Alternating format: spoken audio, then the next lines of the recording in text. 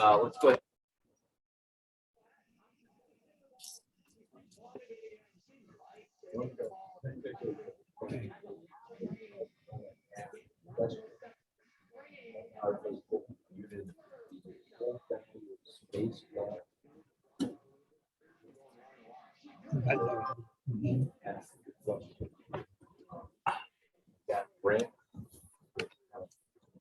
Track. That's why. What the hell happened? Not sure how many you got. Is he muted? No, it's not reading the. Everybody on Zoom, They can see you. They can't hear you. Well, yeah, details. Well, this is hello test 1 2. Okay. All right. Thank you. Good evening, everybody. Welcome. I'm Phil Manini, your president and webmaster. First thing is, are there any new people here tonight that have not been here before? Good. That makes that easy. Can you hear me in the back row? All right.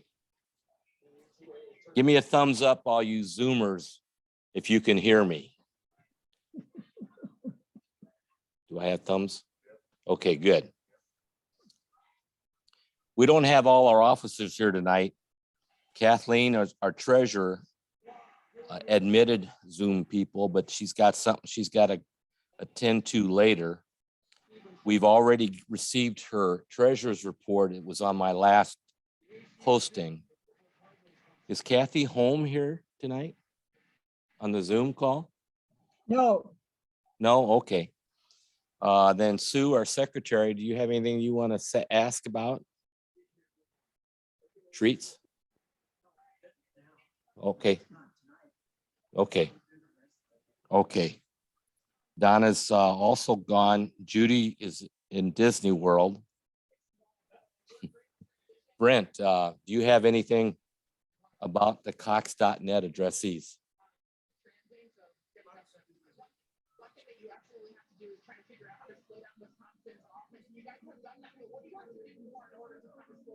Or you can use, yeah, here. Kathleen, why do we only see Phil on the small screen and not on the big screen? Ask Phil. Phil, we can't see you on the, On the big screen, right. So- Change, You know, I'll stop sharing. share the camera feed. see you, Eric. Now, here, let me do this. Go back to share. And we're going to share that camera right here.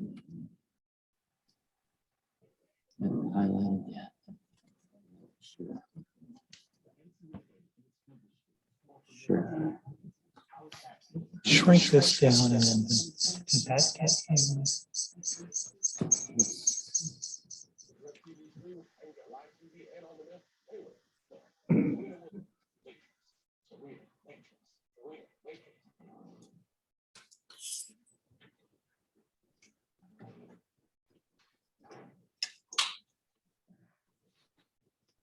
I don't want to do that. Where's my camera at?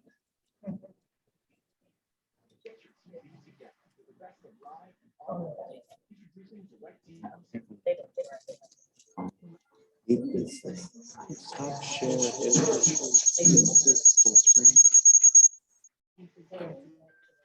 There we go.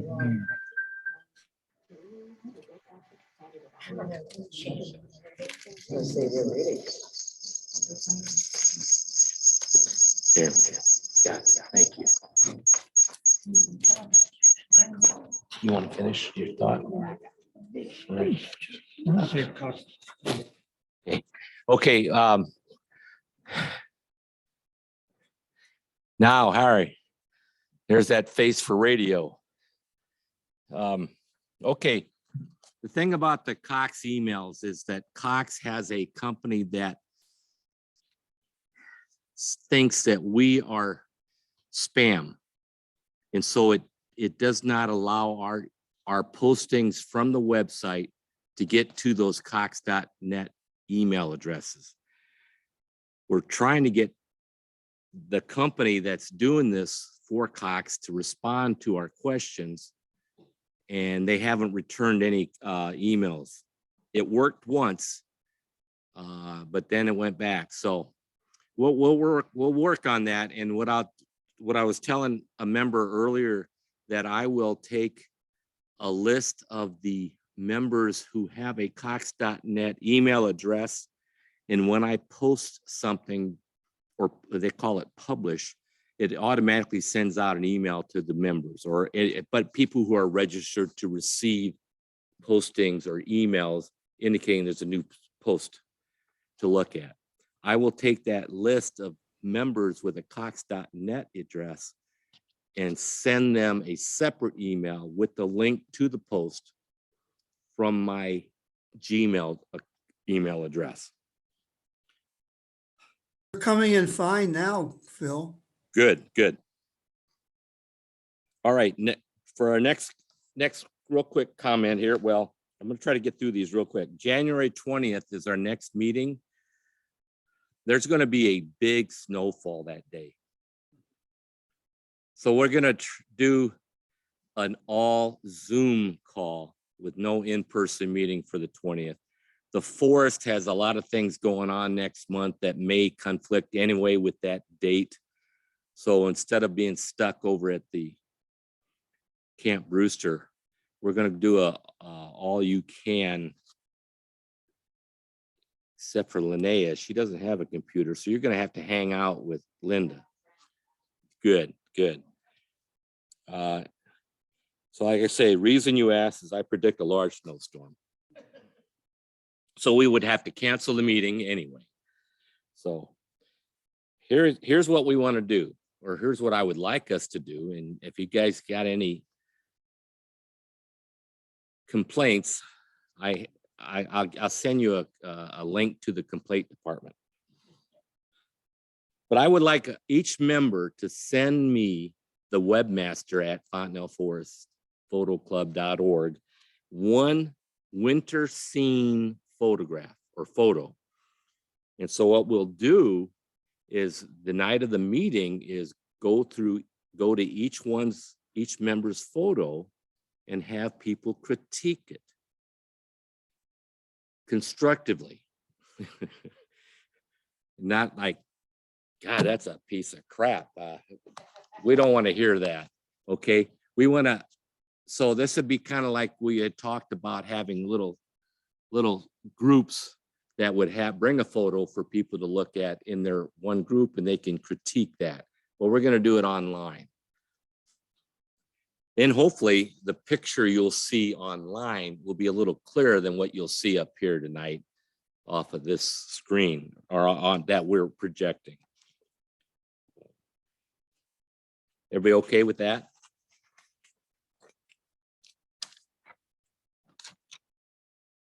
All right, next up, Lorraine submitted 3 photos. If now we need to go back to share that screen with her photos.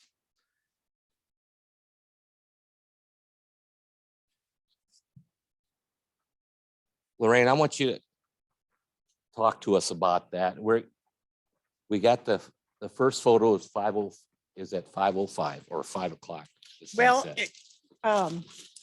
I get emails from Digital Photography, which is an online resource for different kinds of photography tips.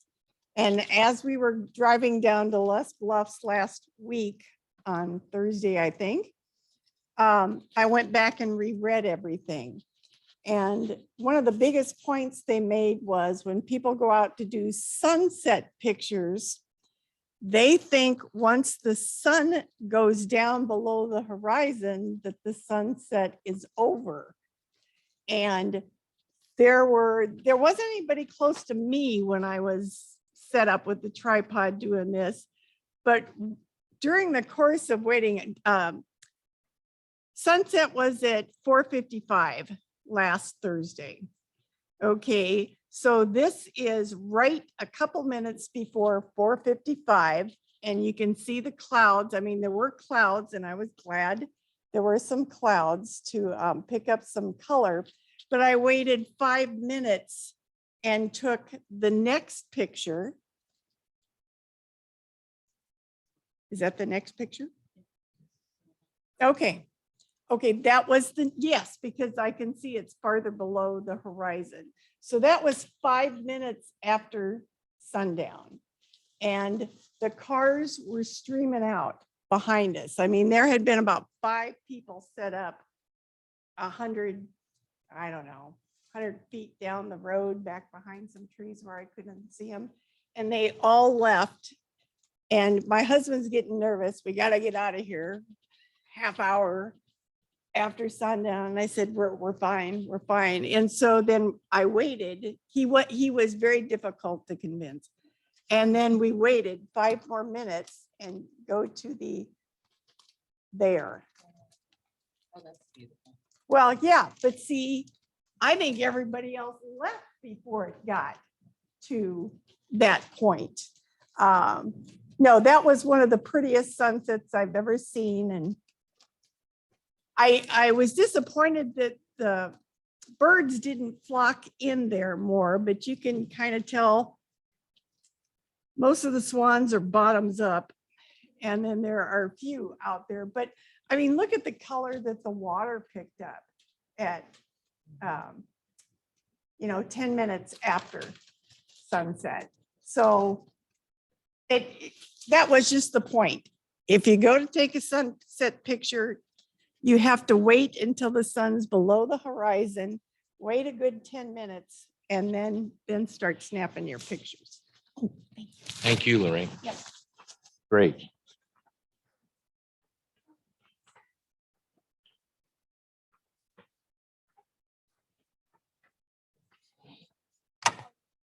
All right. Thank you, Lorraine. That was great and a good suggestion. I was thinking we have such a varied group of talent.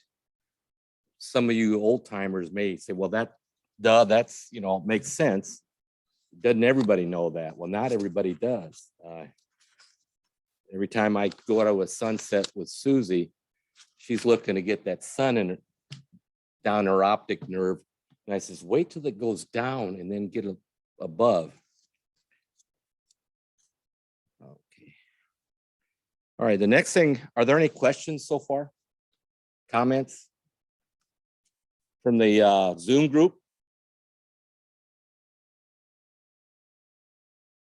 Okay. So far, I've gotten 19 responses to that Survey Monkey survey online. And if you haven't taken the survey, please do. And I will post results in a blog later, probably next week. We'll go ahead and close it. I mean, 19 is a pretty good showing, considering that we had 20 people do the vote on tonight's meeting, whether we were going to have a potluck, a speaker, or both. All right. Why don't we go ahead and take a 10-minute break or 5-minute or whatever, how you get up, go get something to, I don't think we have any treats though. Well, we do. Okay. Oh, there are some treats. Who brought them tonight? Oh, okay. Oh, well, thank you. I can't remember your name again. Margaret Black? West. Yeah, thank you, Margaret. Well, so let's take that 10 minutes, stretch a little bit, and then while we get ready for our presenter tonight's program. Also, when we leave tonight, we can leave the chairs here. Leave them as is. We don't have to put them away, stack them, or anything. All right. Yeah, let's get out and stretch.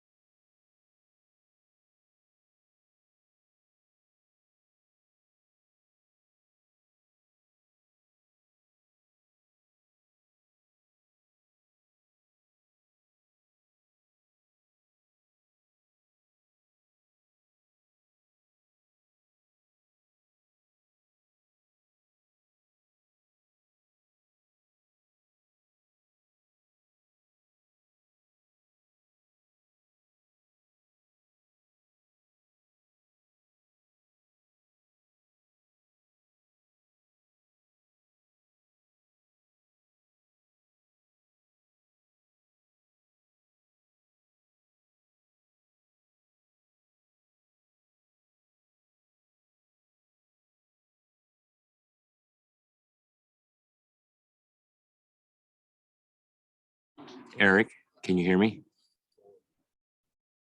Just if you can hear me, wave at me. Okay, good. Can you see the astrophotography screen? The Milky Way. Yes, I can. I see a screen, Phil. Great. All right. Thank you. I can see it too. Okay, that's all I want to make sure.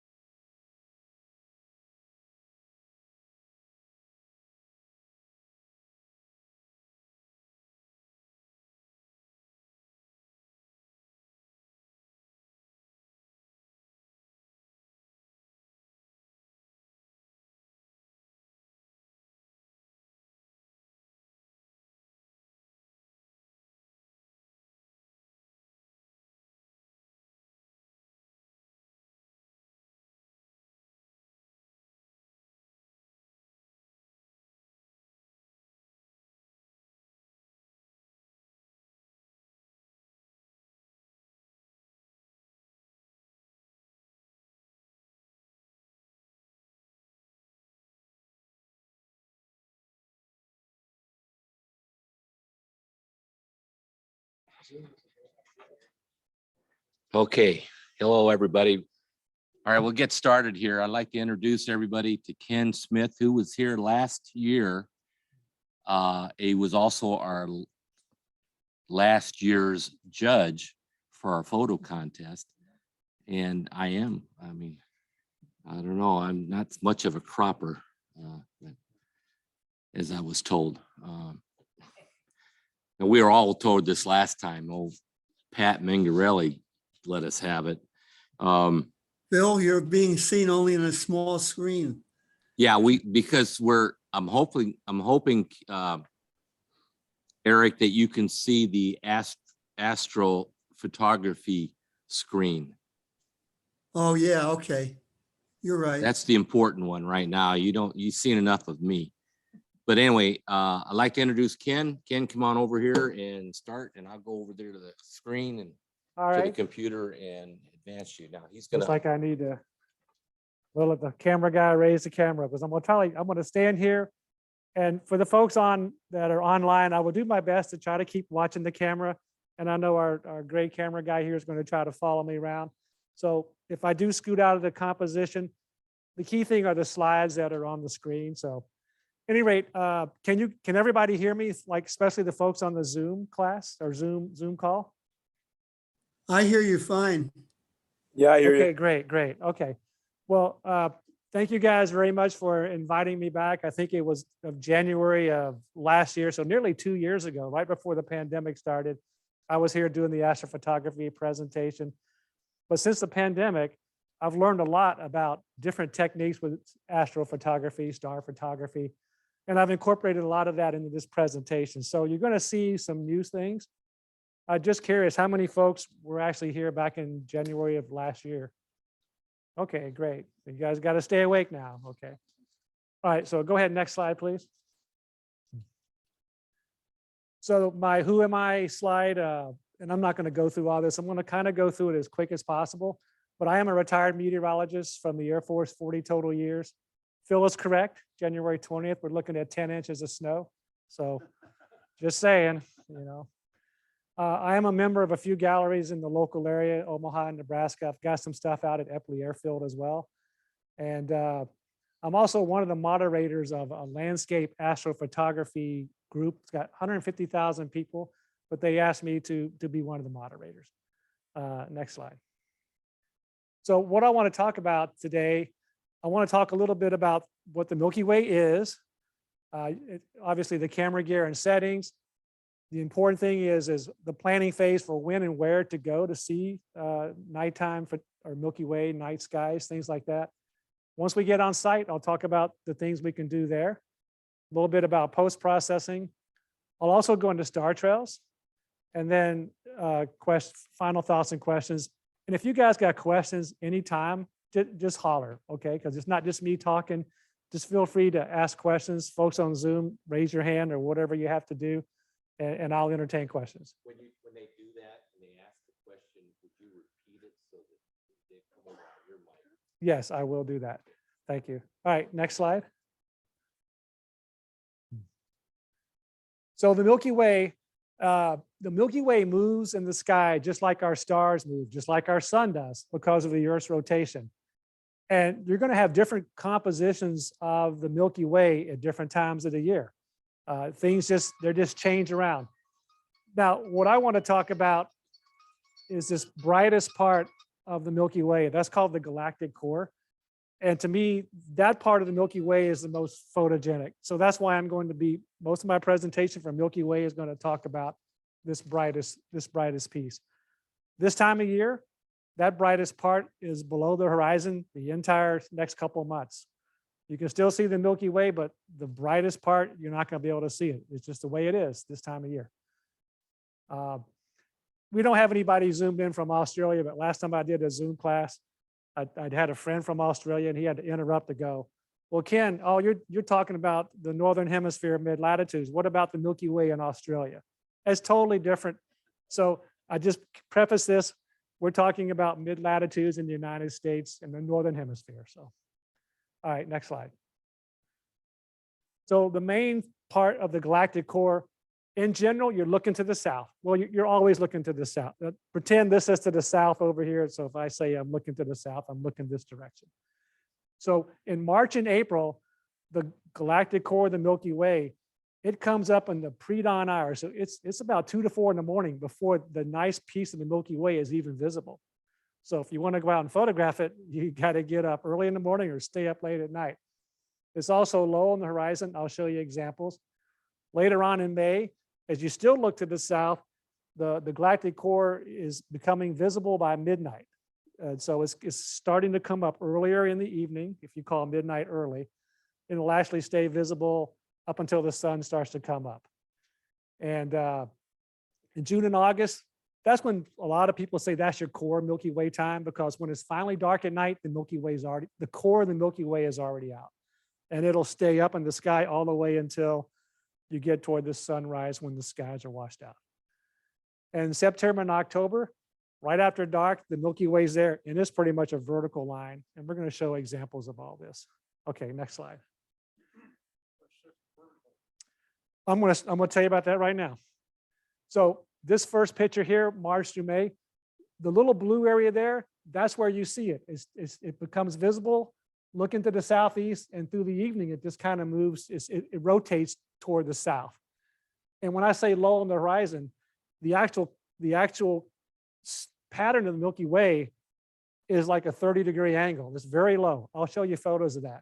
Now, as you go on into May and July, by the time it's visible, it's in the southeast, and it starts out like kind of like a diagonal, and it'll actually kind of go more vertical by the time you're over here. And then when I say in July through November, it starts to get more vertical when you see it for the first time. Again, I got examples to show you, but it's a great question. So go ahead, next slide. So here's a perfect example. This church is in Oakland, Iowa. I'm going to talk about light pollution maps in a second. This picture was probably taken, I think, in early April, but notice how it's kind of low to the horizon. And so that's the orientation when you see it March through April.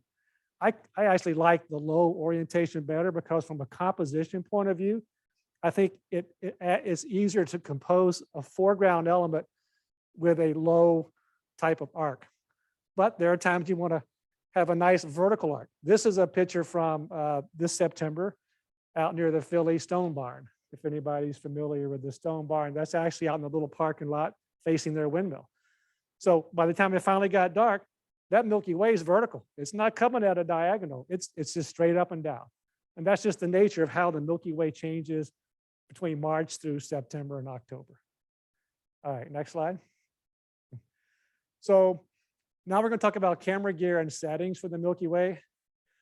And I'm going to run through these real quick, but we're going to show some other stuff. Your focal length, you want to be as wide open as you can. In general, like 14 millimeters, 24 millimeters. Wide angle is good. Your aperture needs to be as wide open as possible, like an f2.4, f4. Some of the other lenses for star photography and the more professional lenses or apertures are f1.4 or so. But you want it wide open. Your shutter speed is the most important thing for star photography. To make sure that the stars don't trail because of the Earth's rotation, are going to be moving. You have to have a shutter speed fast enough such that they don't trail. So I'll show you an example here in a second. I usually set my ISO around 5,000, but you can have lower ISOs. Well, I say before Astronomical Twilight. I'll define what that is in a second. Manual focus, that's the key. And I think you were asking about that. And I'll talk more about manual focus here in a bit. Because your camera is not going to go into automatic focus mode when it's nighttime outside. It's tough to focus when it's dark. Tripod and cable release, common sense. Here's another thing, a lens cloth. A lot of people who do star trails, they'll just kind of set their camera up and just takes a picture back to back to back. They go off to their car or sit in the chair and just kick back. Well, as it gets cooler outside, you can get some condensation. It's just something to be aware of. You hate to get back to your house and throw all these great photos up if it's Milky Way and it's like a haze, because you didn't take a little cloth to clean the dew off the lens. We'll talk about stationary low level lighting as well. Flashlight or headlamp, that's critical. You don't want to be walking around in the dark. All right, next slide. So the shutter speed thing, very critical. Just like focus is very critical. I look at this as the most important factor, as the shutter speed needs to be fast enough to ensure no star trails or no trailing.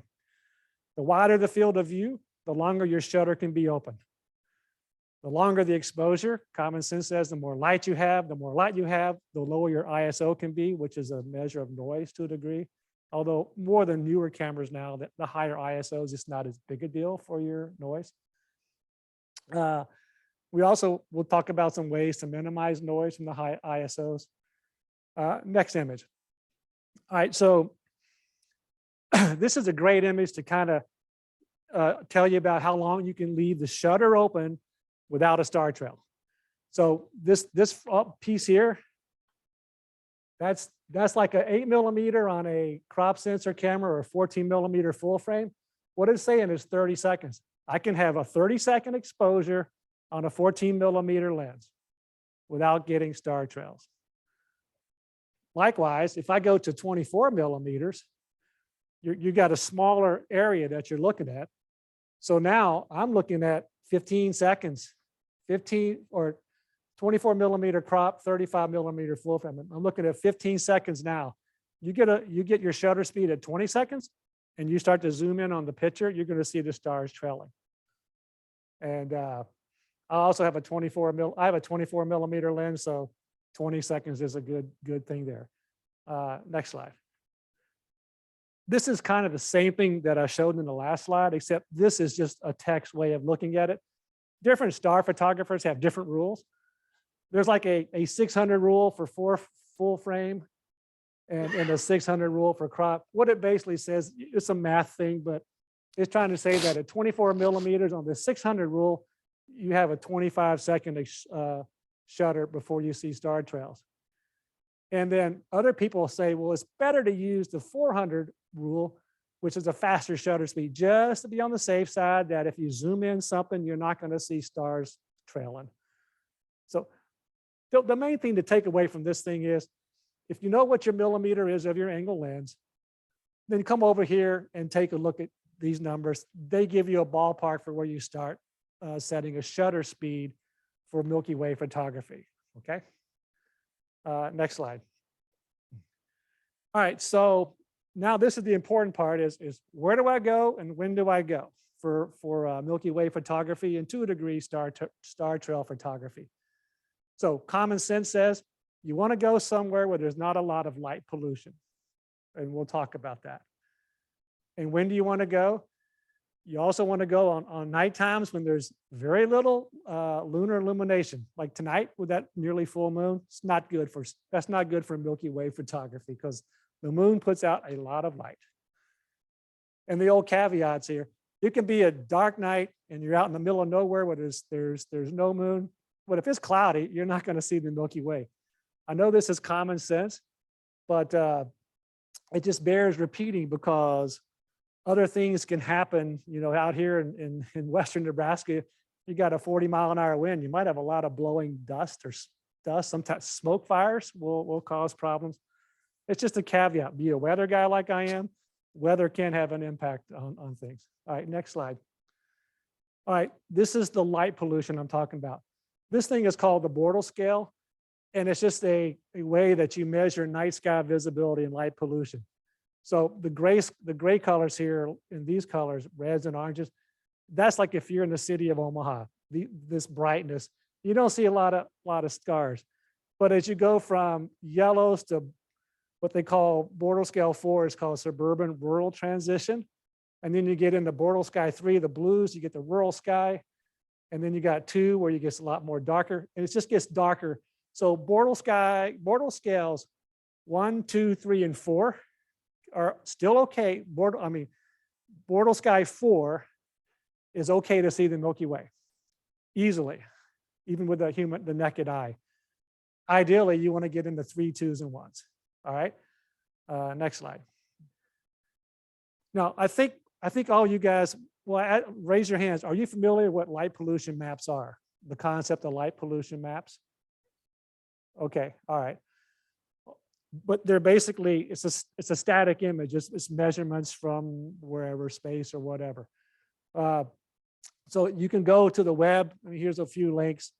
I have an application on my phone. It's called Dark Sky Finder. It's great. You just pull it right up.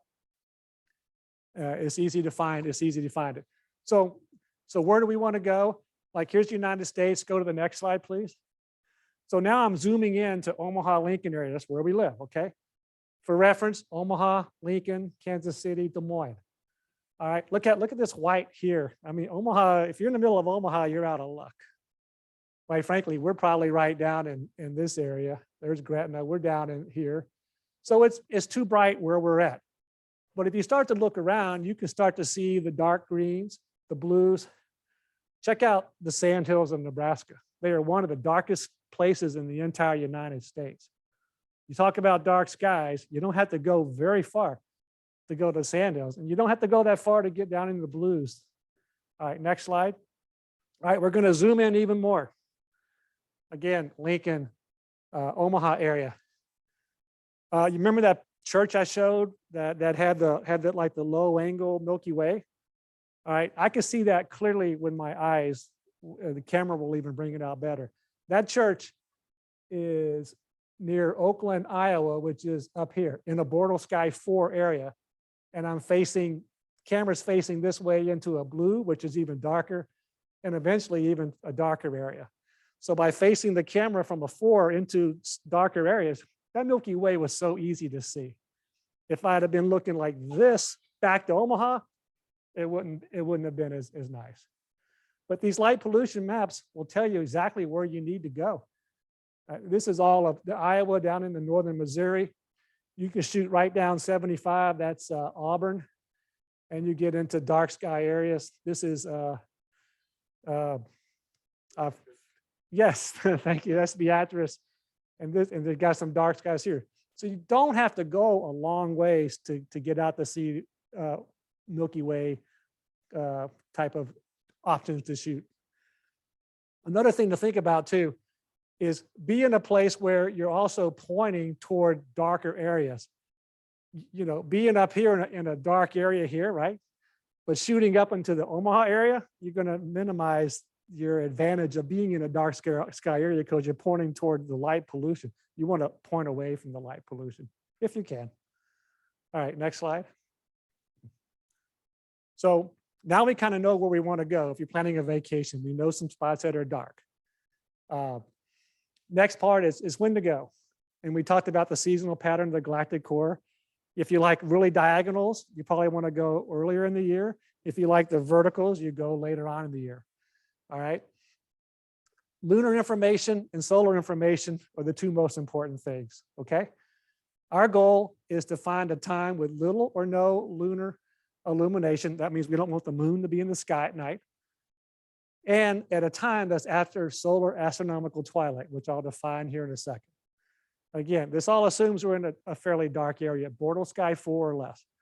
By the way, my presentation, there'll be links at the back. If you're taking photos, you can take a photo of that. It's got the website address. You can go right to it. And there'll be other references as well. All right, next slide.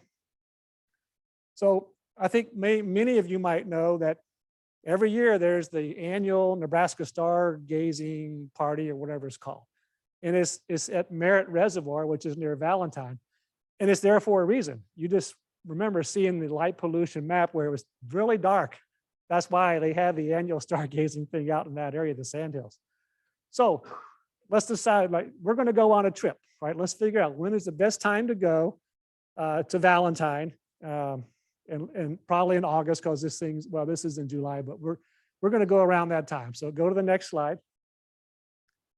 So we're going to go in August. These slides that I'm going to show you in a second are actually from 2021. So pretend we already went, but so we already know that the galactic core is going to be visible in August. And we already know that Valentine area sandhills are going to be dark. All right, next slide. So the first thing to check is go to a source that has moonrise and moonset and illumination data, okay? So this is for Valentine. It's from last year. But if I eyeball over here, this little black circle here, that's the new moon. Well, there's no moon there's no illumination at all. The nice thing is you can go over here and it gives you the illumination like 2%. And then you got 40%, you know, as you go up to the August 1st. But we already know that on the 8th, there is no moon at all. The nice thing too, if you look like on the 5th, the moon is setting at 6:39 at night. So that means if I'm outside after it gets dark and after 6:39, anytime that night, I'm good. So I'm not locked in to have to go just when it's the new moon. you can look at the moon set times to figure out the best times to go. But by just eyeballing it, I'm just going to go through the 5th through the 10th. The moon is going to be great for what I want to do, not counting the weather. All right, next slide. Now we're going to talk a little bit about solar illumination. I think, pretend this is a horizon, the sun is setting this way. We've all heard of silver twilight, right? When the sun is down 4 degrees below the horizon or so, you get the blue hour, that's around 4 to 6. Nautical twilight, is going down. Here's this key thing called astronomical twilight. That's when the sun hits 18 degrees below the horizon, which is about, in general, in the mid latitudes, about 90 minutes after sunset. Astronomical twilight. So what that means is, once the sun is that far below the horizon, it's as dark as it's going to get, unless not counting light pollution or any clouds that might be around. So hopefully that makes sense. All right, next slide. So knowing that, we've already talked about we want to go between the 5th and the 10th because there's no moon or it's not going to bother us. So, we got our sunrise and sunset. So let's look at the 5th. Sunsets at 8 o'clock at night. Now I just come over here. There's astronomical twilight, 9:58. So 10 o'clock. So by 10 o'clock at night, I'm golden.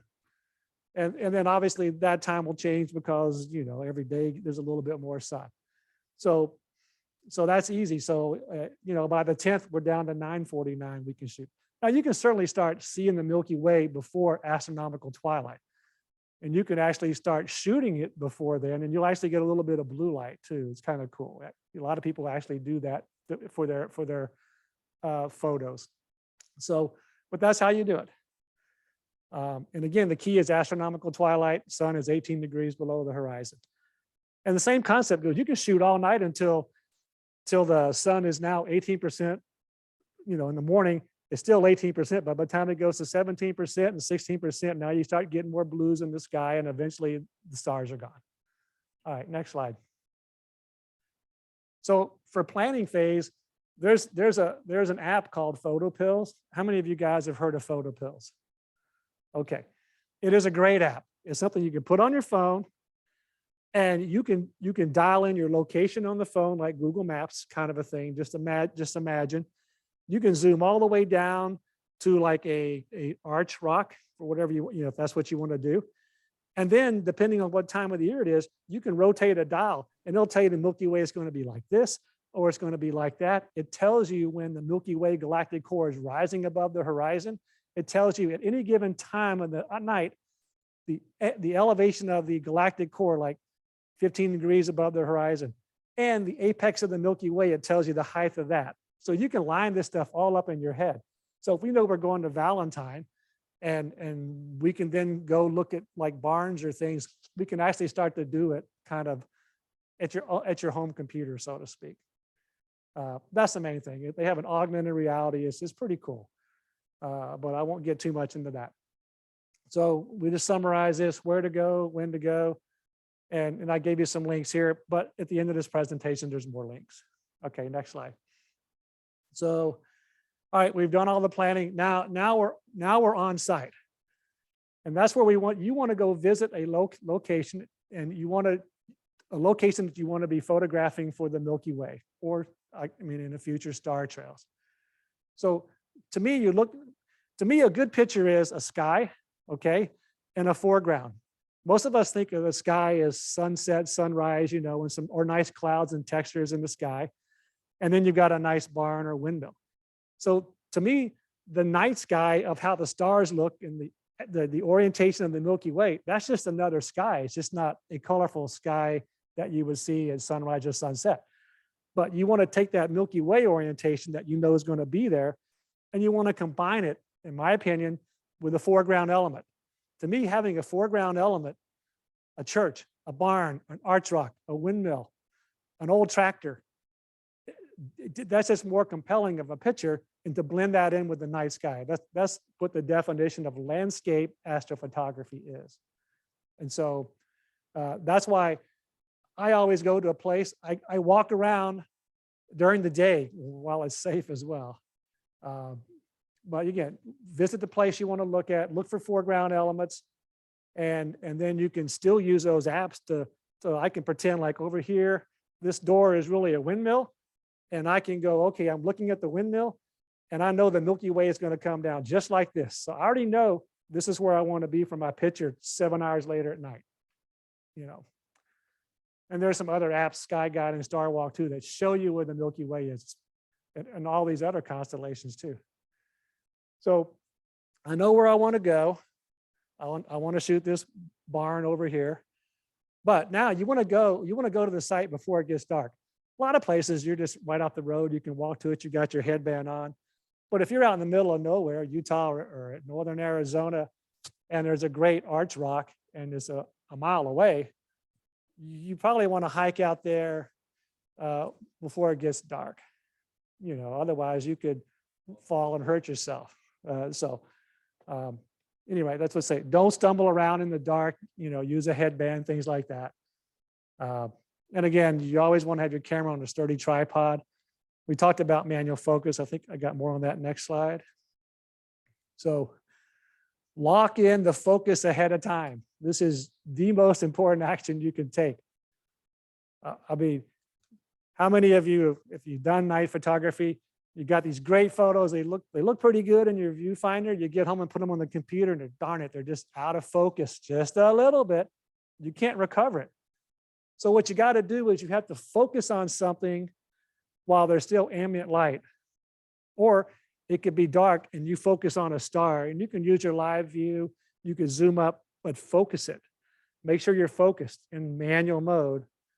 And then I use this thing called grapher's tape, and I just tape that focus thing on my camera just to prevent it from accidentally slightly moving. Because on my lens, if I go all the way to infinity, I got to back it down just a little bit to be in focus. Then I tape it. I actually on my tripod, I got grapher's tape. I just have it twirled around my tripod leg, so I'll just grab it that way. That's just my hint and technique for how I do it. So you want to be in focus. And we already talked about this, wide open aperture, camera lens, 24 millimeters or less if you can. You can use a cable release or an intervalometer, shoot in the manual mode. You have to be manual because automatic mode at night's not going to work. So already be focused on the stars ahead of time and you're golden. Yes, sir.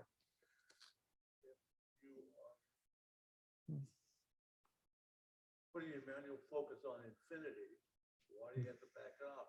There's no good way at infinity. Oh, the question was, if you're putting your manual focus on infinity, why isn't the Milky Way at infinity?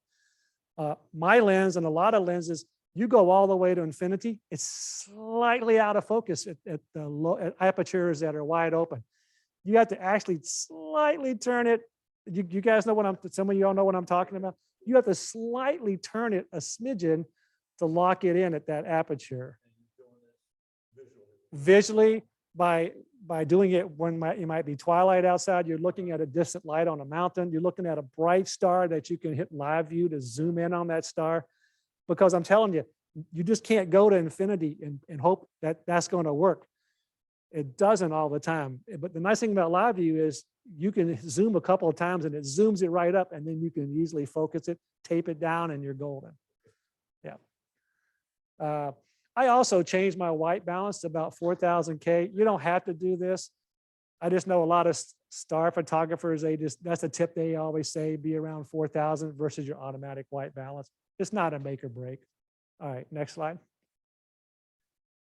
So this is what a good histogram should look like if you want to know whether or not that you think you've got a decent exposure. Let's say you're taking some test exposures ahead of time. This is not my photo. I just want to let y'all know it's not mine. But the histogram should be more oriented to the left. But you want to have, if you can, some separation from the very left, because that's your foreground now. You want to, and usually you'll see this, you'll see like a thing like this, and then the mountains here. But if everything is pushed this way, you know it's too dark. If this histogram is all over here, then it's too bright, something's washed out. But if you can have the histogram look like something like that, you're fine. Now, again, common sense says, let's say you're too dark. Well, you know you're not going to change your shutter speed, to let more light in because you probably already set your shutter speed at whatever that threshold is so you don't have star trails. So you leave the shutter speed alone. You're probably not going to change your aperture because you want to be as wide open as possible. So your only other choice is to bump your ISO up. As your ISO goes up, yeah. So then you do that. You can bump your ISO up from say 3,000 to 5,000, take another picture, and you'll see how this mountain or this histogram moves to the right. And so, you know, I mean, after a while, if you actually try to do this, you'll start to realize what looks good. And even in Photoshop, if it's a little bit dark, with your Camera Raw or Lightroom, you can still lighten it up some too. All right, next slide. So low-level landscape lighting, what is it? This to me is very important. It's a method of lighting a nighttime landscape that is more uniform and controllable than having a light and kind of trying to light paint something. It uses a constant dim light, usually on a tripod or a light stand. Why use it? To better illuminate the foreground area of interest. Here's what I see all the time. I see these great pictures of the Milky Way, and I see a silhouette of the foreground because it's so dark. So all you got to do, I have a Lume Cube. It's called Lume Cube 2.0. I can turn it on. Maybe. I can adjust how bright it goes. So pretend I'm over here, it's dark outside, and I want to shoot this great barn over here, and I know the Milky Way is coming up over here. I might have my tripod, and I might be off-centered just a bit. But I have this light source on the entire time. That way I don't have bright spots because I'm flashing my flashlight on something. You just got a nice balanced lighting. And you can turn it down, you can turn it up. You can even depress two buttons to knock it down to say 10% illumination, 9%, 8%. The point is, all this does is it puts out a steady light source. If you have multiple photographers that are hanging out with you, you can have one light that everybody can share. And it's just a simple light source. It doesn't have to be a Lume Cube, it could be an LED light. My point is, by having that light, it gives you more control over lighting of your foreground element. And that, to me, having a nice foreground element lit up is good. So next slide. So here's an example. This was earlier this year when I was in Utah. This one really has no low-level lighting on it. I was just setting up, trying to make sure I was exposed a little bit I was in focus, things like that. But now I took that same little light cube, and what I did is I was over here on this angle here, shooting it that way. So now the foreground element is lit up. And you know, and when you can even bring out more colors, you know, in post-processing with Photoshop or Lightroom or whatever. But the point is, low-level lighting helps. Next slide. So these are pictures from this year as well. This is out in Skull Rock in Joshua Tree, if anybody's been out there. I had my light source over here pointing this way. We just talked about that picture. That's the Philly Stone Barn. And that's an arch rock in Alabama Hills. But they're all lit up with this low-level light. You take away that low-level light source, well, now you got a bunch of dark rocks. You may not even know there's an arch rock there. Yes, yes.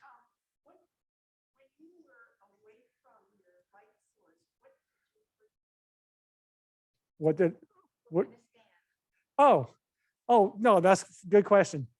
I should have brought it with me. I got this cheap little tripod that's probably about this high. It's just a little cheap tripod I can walk around. I put it on the tripod head. It's got a mount. You just put it in like a camera would go into a tripod. You don't even have to have a tripod. Let's say I'm out in the middle of nowhere and I lose my tripod. Well, there's all sorts of rocks around. You can just kind of like lean it on a rock, make sure it's pointed where you want it. Maybe you put a few more pebbles underneath it to move it up like an angle. The question for folks on the Zoom was, how do I use that low level light when how do I do the low level light when I'm at my camera? How does the light stay where it's at? And I'm saying we can put it on a tripod or something that's not going to move, and you just point it that way. So good question. I hope I answered it. Yes, ma'am. Right. No, that is an excellent question. And to a degree, it's just experimentation. Now, the thing about light is, without getting technical, because I'll just confuse myself, light falls off at an inverse proportion. So you know that. Okay. So if I'm like right here, say 10 or 15 feet from my foreground element, I'm going to probably wash that out. It's going to be bright, but anything else around is not going to be. But if I take my light source and I walk away to way over here, by the time it's hitting that foreground element, it's more balanced. And you might have to be 50 feet away. Now, if the further you're away, you might just bump your intensity. The nice thing about digital cameras is you start off with 10% illumination at a long ways away and see what it like. If you don't like it, then just bump it up to 20% illumination or 30. You control the light. That's the important thing about low level lighting. You know, the sun, when the sun comes up and the sun comes down, you got no control where that light source is going to be. But with low level lighting, you control it. And a lot of it's just experimentation. So, all right, next slide.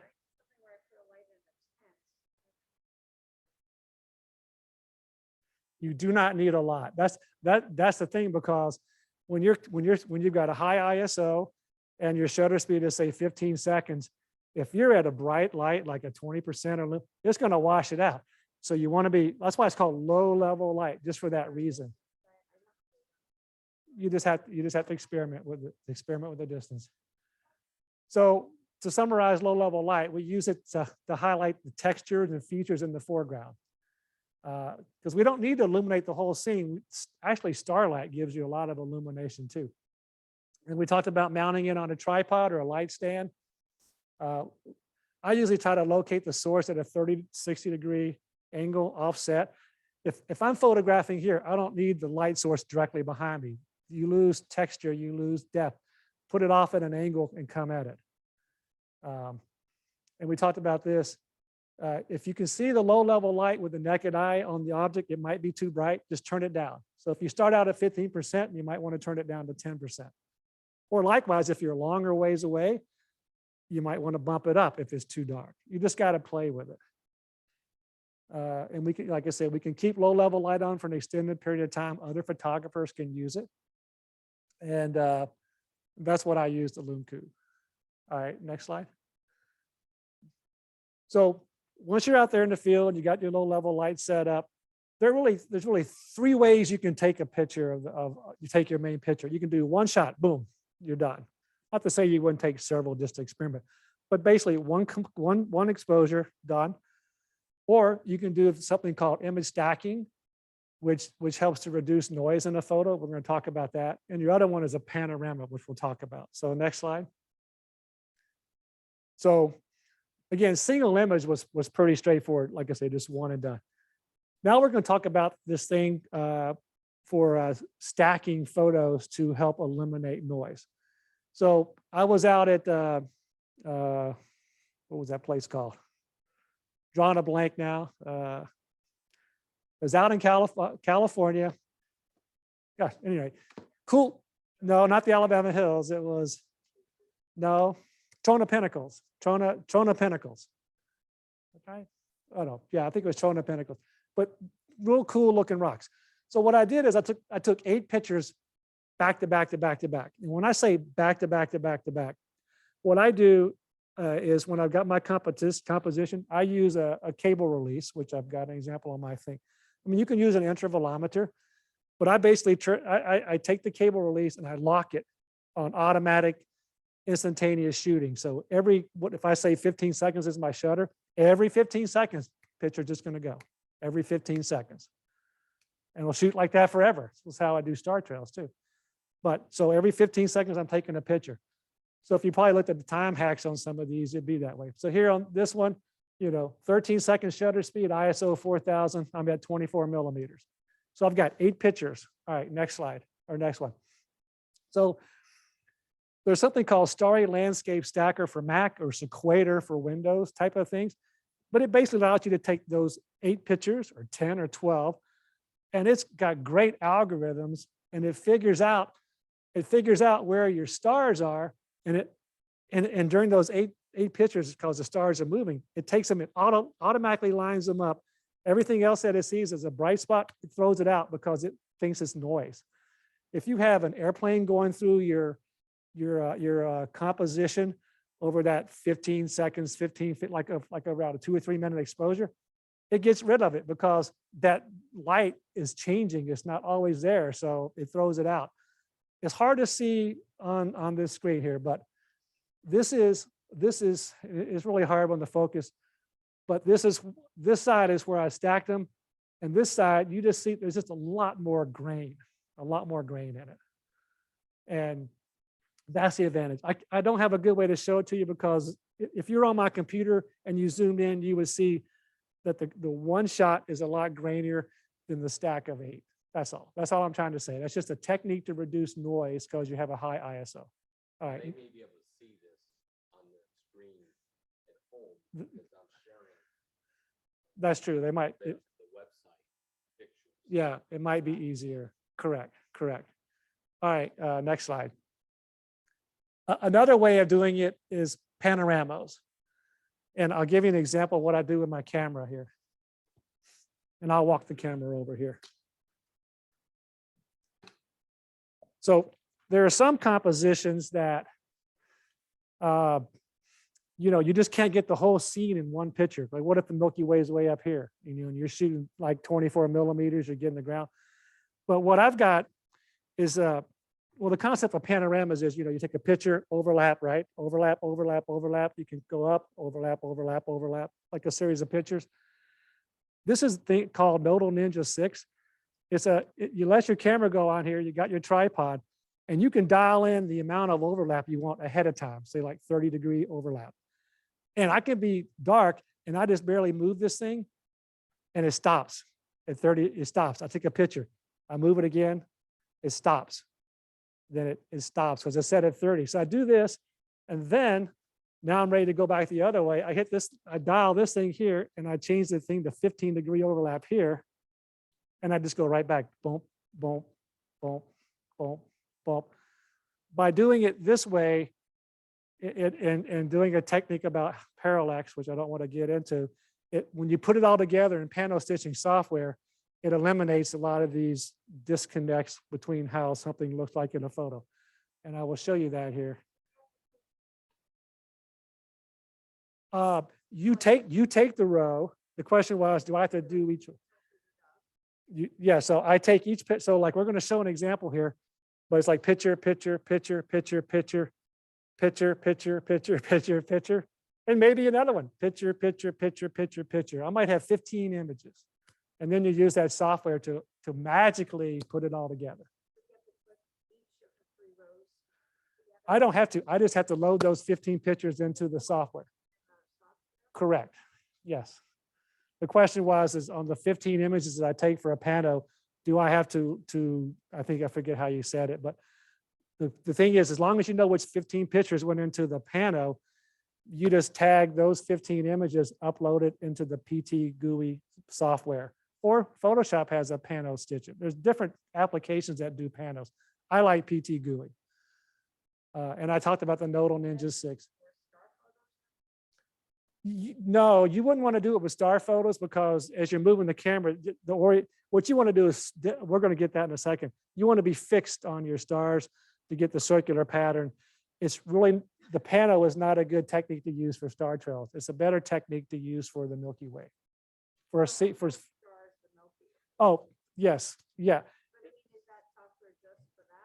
Oh, absolutely. Anytime, a pano anytime.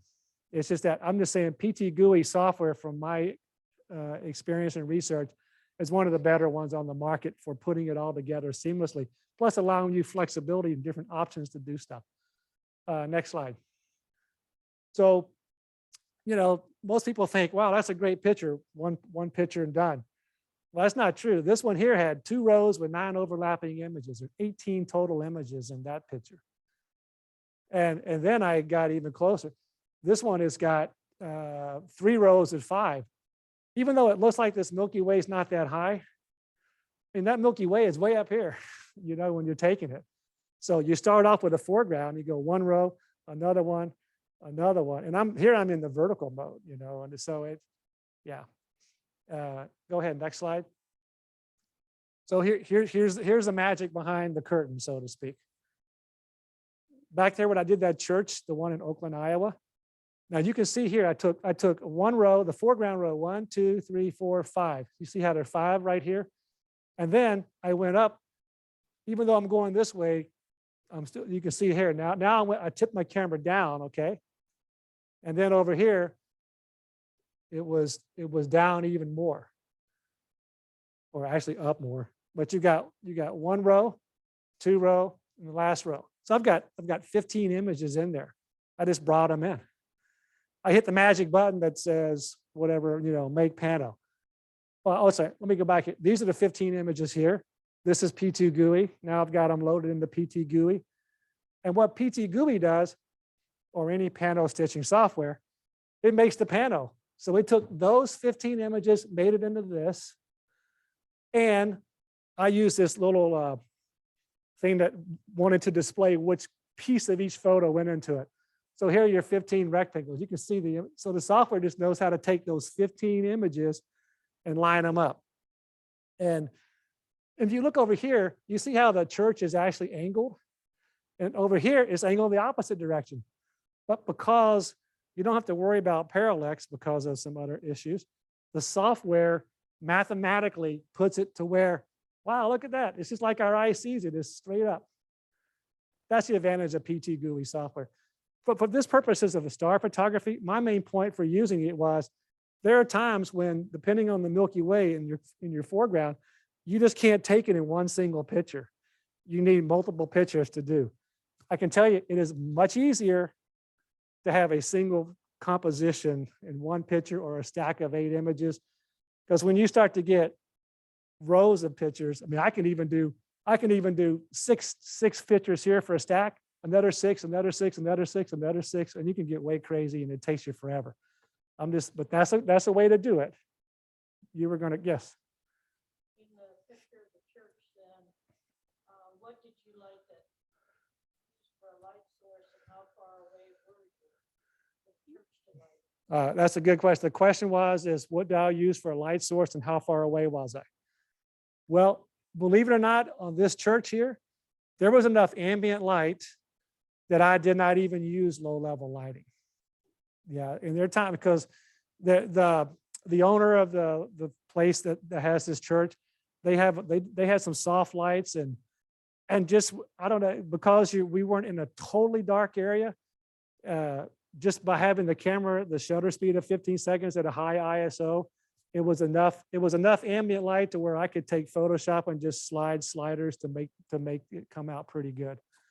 I actually had my low-level lights out earlier, and I looked at them. I said, it's already pretty bright. So it was actually pretty bright out there. But good question. Next slide. Oh, yes. Only if I were to take multiple. You can. Generally, when I do panos, it's a single shot for each piece. But I have done ones where I do 5 here, 5 here, 5, 5, 5, then another 5, 5, 5. So I take those first 5 and I make it into a single image. That's 1. Then I do the next 5 and crunch them, and that's 2. I can't. It takes a lot of time.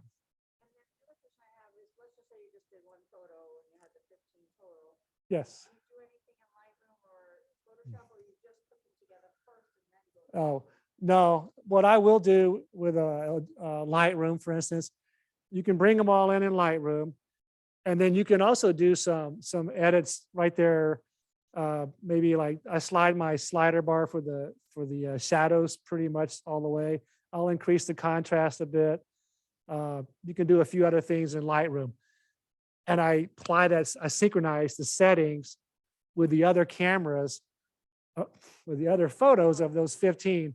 So then I take that raw file and I convert it to a TIFF now for each of those 15 images. So now I'm loading 15 TIFFs into the software. So it could be JPEG as well. I don't think Starry Landscape Stacker uses RAW, but yeah, or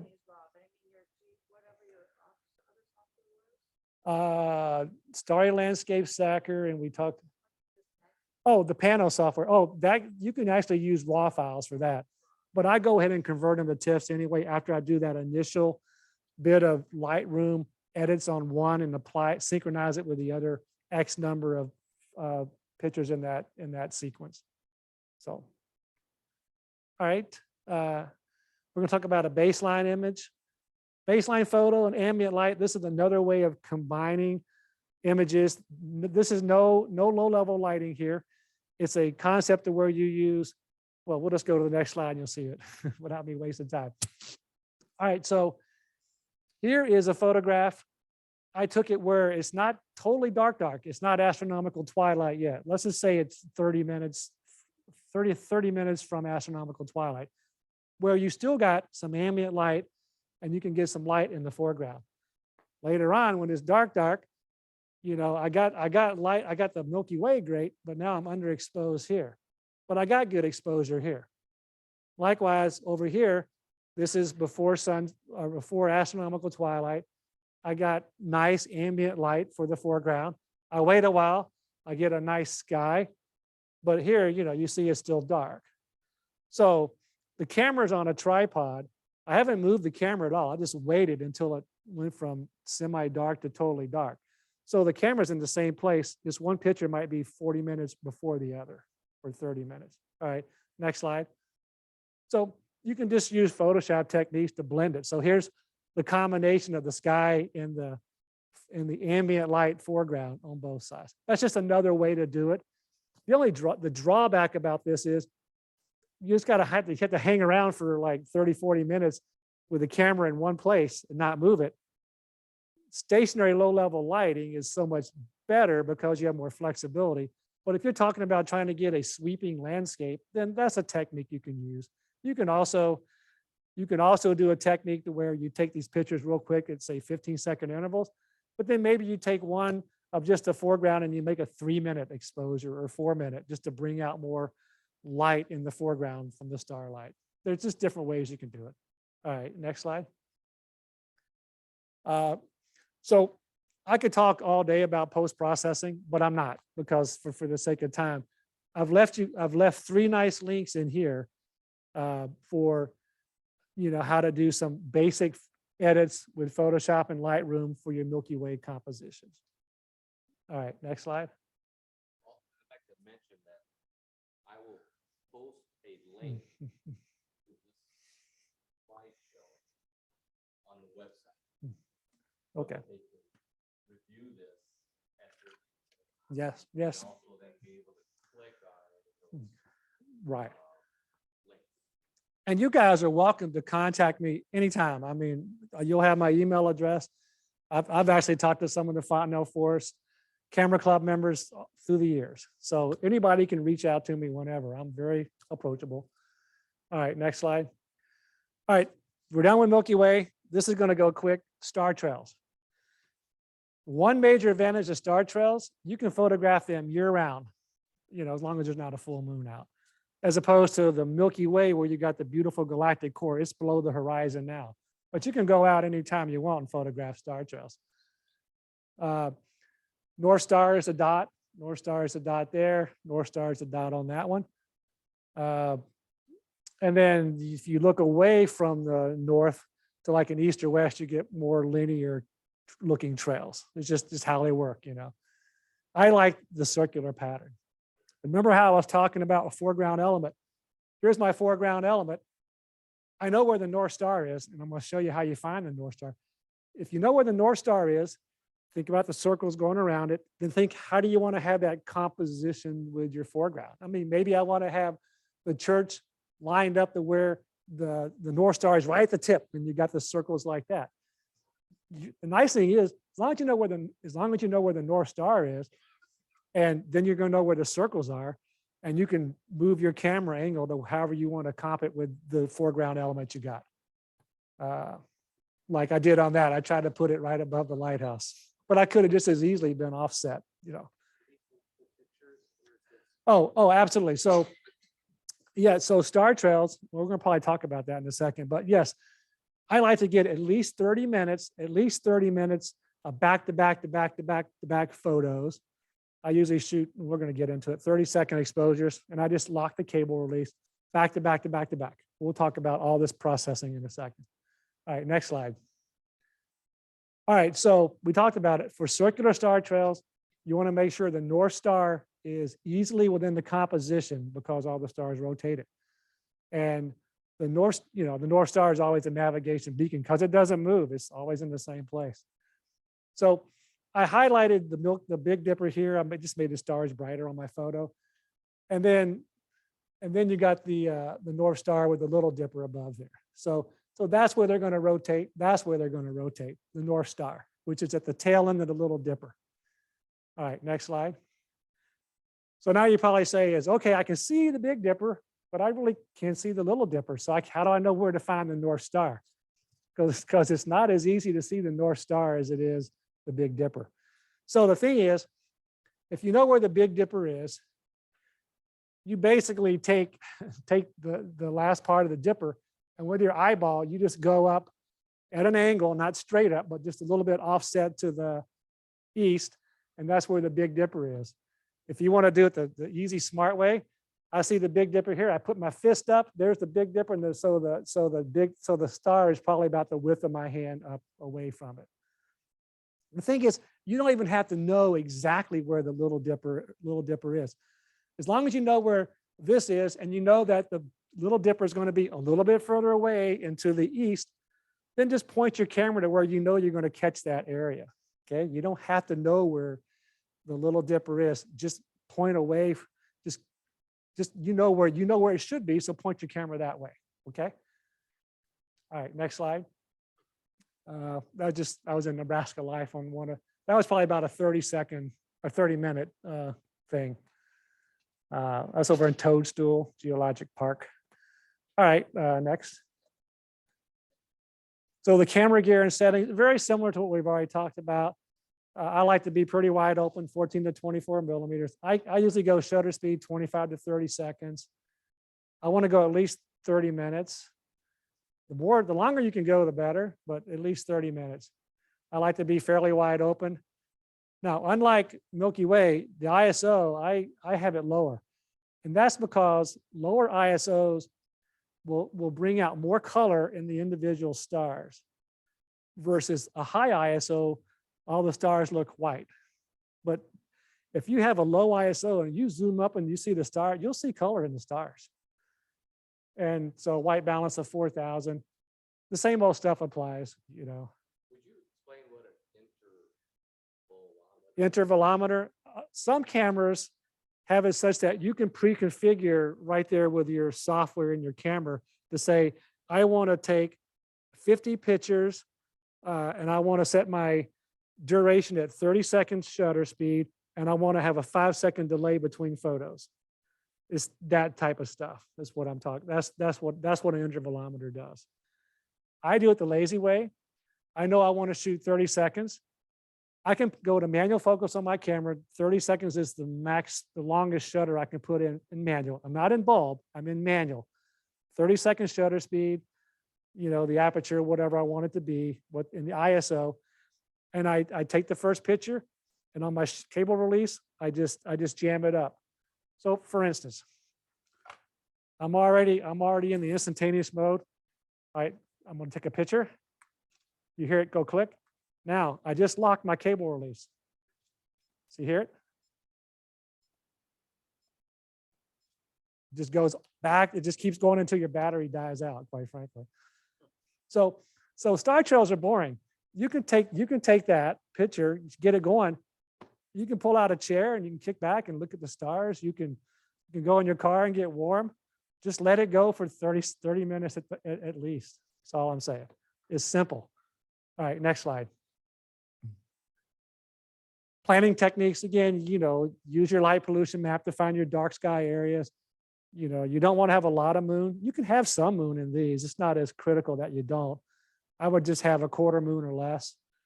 You know, look at the solar tables to know when your astronomical twilight is. Same concepts as the Milky Way. Next.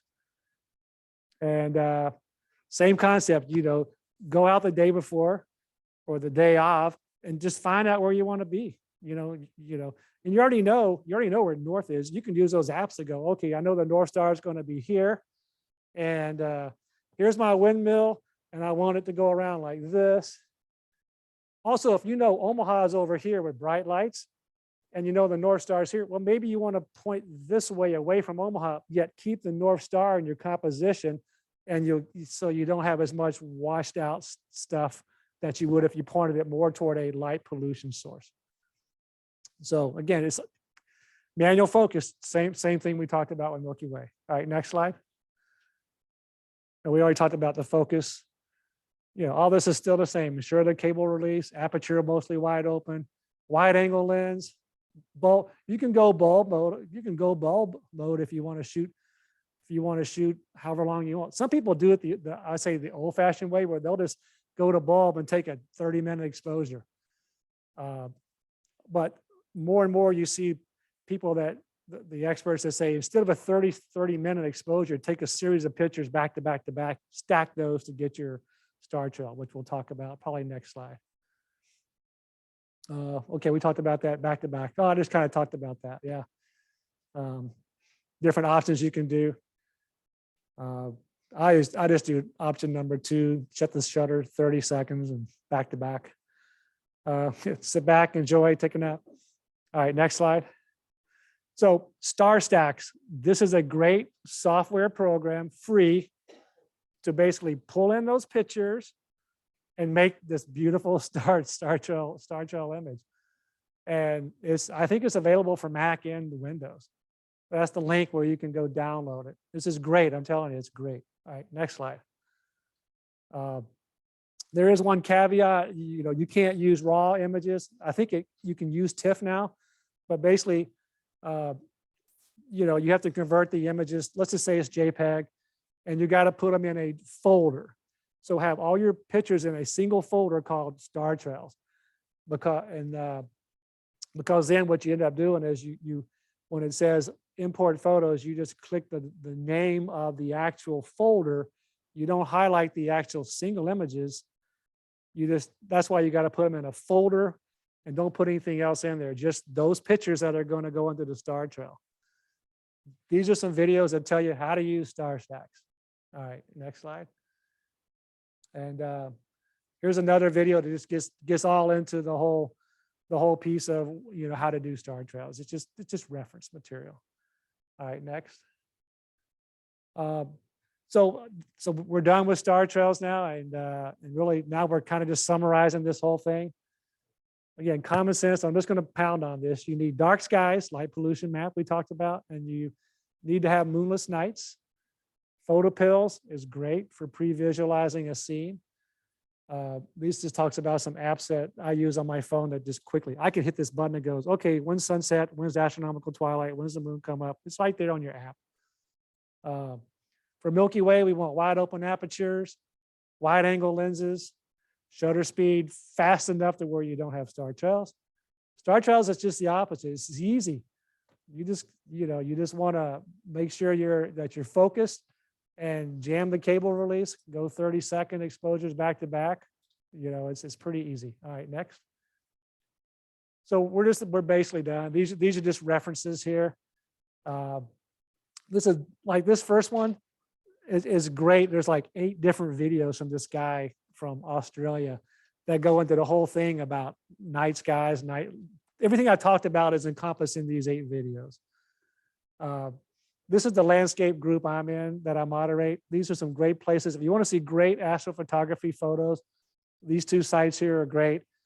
This guy, Wayne Pinkston, both these guys are like pioneers in low-level light. They got great stuff. In fact, Wayne is the head of the landscape astrophotography one.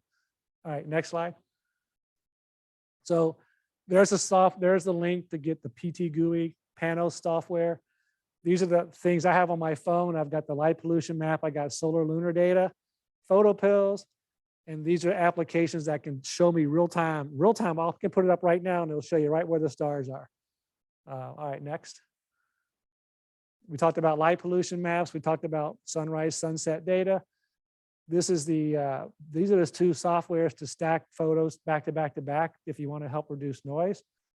Photo pills tutorial is awesome. It's great. Take a look at it if you're interested. All right, next.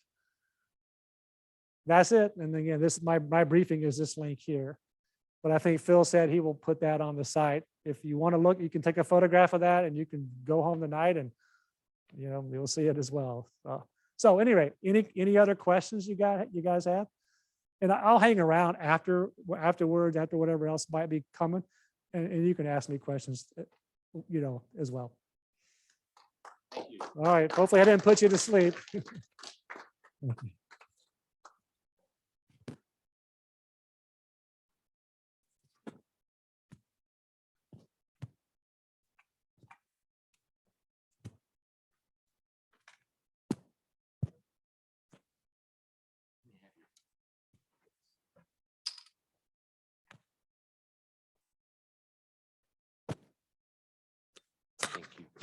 Thanks a lot, Ken. That was great. As I remember from the last presentation, this has a little more information in it for us. What I'll do is post a link to his website for this presentation. And I will also maybe post some of those videos on the website blog or link to it. I'll have a page for his different links that you can just click on it and it'll go to YouTube and play the video.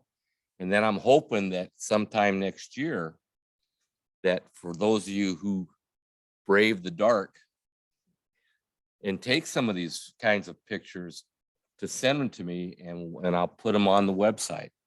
Because I think it's fascinating. A friend of mine uses a telescope to get pictures of the planets or nebulas, or the Horsehead Nebula as an example. Some great pictures he's done with those.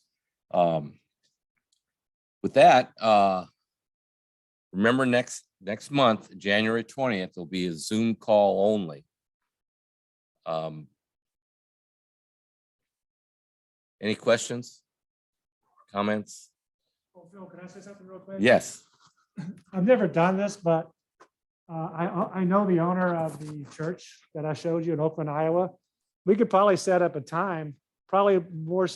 I don't know when the best time is, but coordinate with you. We can set up a time. I'm willing to take you guys out there on site and we can do the Milky Way over that church. Now, You'd be interested in a field trip? but the field trip, see, here's the thing though. Don't forget the field trip, we go in April. You got to meet me out there at 3 a.m. Because that's when the Milky Way rises up. When we get into say May and June, it's still going to be late because it doesn't get dark until like 10 o'clock at night or so. So just be aware to do the Milky Way with that church. We got to get up really early in the morning, or we got to go out, drive out there at say 10 o'clock at night, and it comes up. If you want to get something that's more vertical, that's later on in the year. But that church wouldn't be a good place because it's facing opposite where the Milky Way would be. So I don't know. Maybe I'll figure out some times or locations. But the thing about the galactic core is you got to be up late at night or early in the morning. That's the reality of it, though. So Thank you. Okay, guys, let's call an end to the meeting. We'll see you online next month. And next year, actually. Yeah, y'all have a happy holiday and be safe.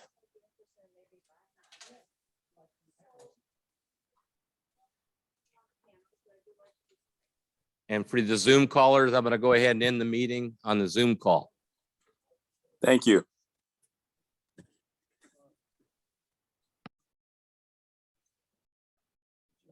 Nope.